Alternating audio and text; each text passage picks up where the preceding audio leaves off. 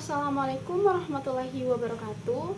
Perkenalkan, saya Tingkat Sari Mamunto dari kelas 1E jurusan PGSD dengan NIM 151423088. Di sini saya akan membahas materi dari kelompok 4 manajemen kelas tentang pengelolaan lingkungan belajar oleh dosen pengampu Bapak Dr. Rustam I. Hussein, SAG MPD. Baiklah, saya akan membahas materi yang pertama tentang pengertian pengelolaan lingkungan belajar. Jadi, pengelolaan lingkungan belajar adalah suatu proses yang dilakukan untuk menciptakan lingkungan belajar yang kondusif, aman, dan nyaman bagi para siswa dan guru. Lingkungan belajar yang baik dapat meningkatkan kualitas pembelajaran dan kesejahteraan siswa serta guru. Pada dasarnya, pembelajaran merupakan inti dari proses pendidikan secara keseluruhan. Di antaranya, guru merupakan salah satu faktor yang penting dalam menentukan berhasilnya proses belajar mengajar di dalam kelas. Oleh karena itu, guru dituntut untuk meningkatkan peran dan kompetensinya. Guru yang kompeten akan lebih mampu menciptakan lingkungan belajar yang efektif dan akan lebih mampu mengelola kelasnya sehingga hasil belajar siswa berada pada tingkat yang optimal.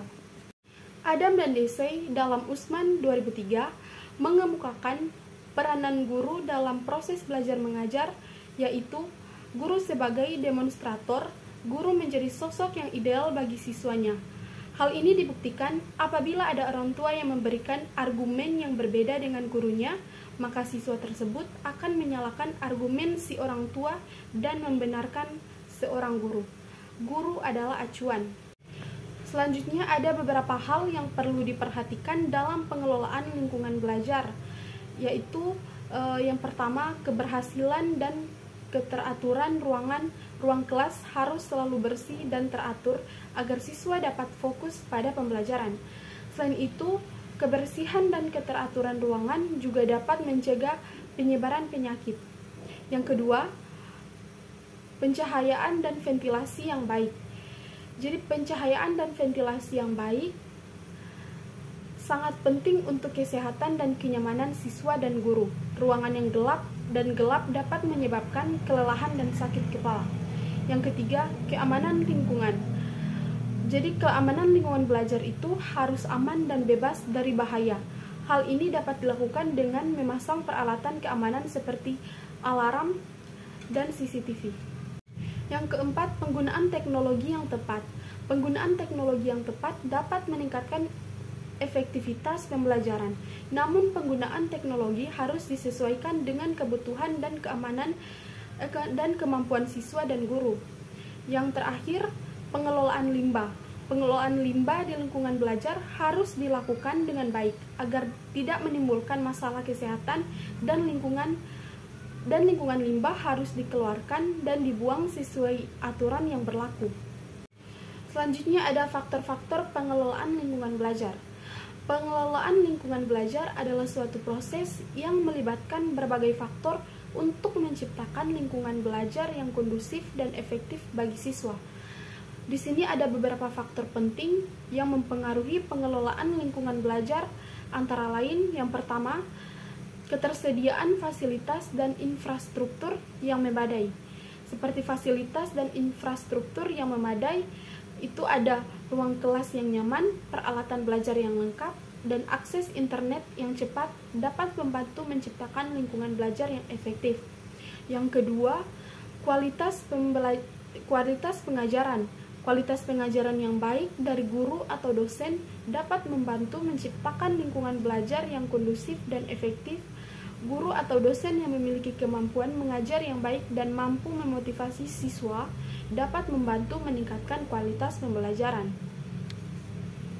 Yang ketiga, kebijakan sekolah yang mendukung. Jadi kebijakan sekolah yang mendukung seperti kebijakan tentang disiplin, keamanan, dan kesehatan dapat membantu menciptakan lingkungan belajar yang aman dan nyaman bagi siswa. Yang keempat, partisipasi siswa.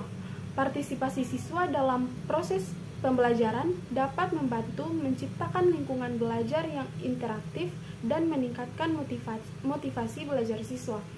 Yang kelima, Lingkungan fisik yang bersih dan sehat. Lingkungan fisik yang bersih dan sehat dapat membantu menciptakan lingkungan belajar yang nyaman dan aman bagi siswa. Hal ini mencakup kebersihan ruang kelas, sanitasi, dan ventilasi yang baik. Dan yang terakhir, keterlibatan orang tua. Keterlibatan orang tua dalam proses pembelajaran dapat membantu menciptakan lingkungan belajar yang kondusif dan efektif. Orang tua dapat membantu memotivasi dan mendukung anak-anak mereka dalam proses pembelajaran. Dengan memperhatikan faktor-faktor di atas, pengelolaan lingkungan belajar dapat dilakukan dengan lebih efektif dan efisien, sehingga dapat meningkatkan kualitas pembelajaran siswa. Faktor internal peserta didik berhubungan dengan masalah emosi, pikiran, dan perilaku. Kepribadian peserta didik dengan ciri-ciri khasnya menyebabkan peserta didik berbeda dari peserta didik lainnya secara individual. Perbedaan secara individual ini dilihat dari segi aspek yang perbedaan biologis, intelektual, dan psikologis. Faktor eksternal peserta didik terkait dengan masalah suasana lingkungan belajar, penempatan peserta didik, pengelompokan peserta didik, jumlah peserta didik, dan sebagainya. Masalah jumlah peserta didik di kelas akan mewarnai dinamika kelas. Semakin banyak jumlah peserta didik di kelas, misalnya 20 orang ke atas, akan cenderung lebih mudah terjadi konflik. Sebaliknya, semakin sedikit jumlah peserta didik di kelas, cenderung lebih kecil terjadi konflik. Kesimpulan dari materi ini, pengelolaan kelas belajar penting untuk menciptakan kondisi yang optimal bagi siswa agar dapat belajar dengan baik. Jadi di sini ada beberapa kesimpulan dari pengelolaan kelas belajar. Yang pertama, lingkungan belajar yang baik mencakup elemen-elemen seperti pencahayaan yang cukup, suhu dan kelembapan yang nyaman, kebersihan yang terjaga, dan suasana yang tenang. Yang kedua, rancangan ruang belajar yang baik dapat memaksimalkan penggunaan ruang secara efisien dan memfasilitasi interaksi antara siswa dan guru. Yang ketiga, pengaturan dan penggunaan peralatan dan teknologi yang tepat dapat meningkatkan efektivitas pembelajaran. Yang keempat, lingkungan belajar yang aman dan nyaman dapat menciptakan rasa percaya diri dan meningkatkan keterlibatan siswa dalam proses pembelajaran.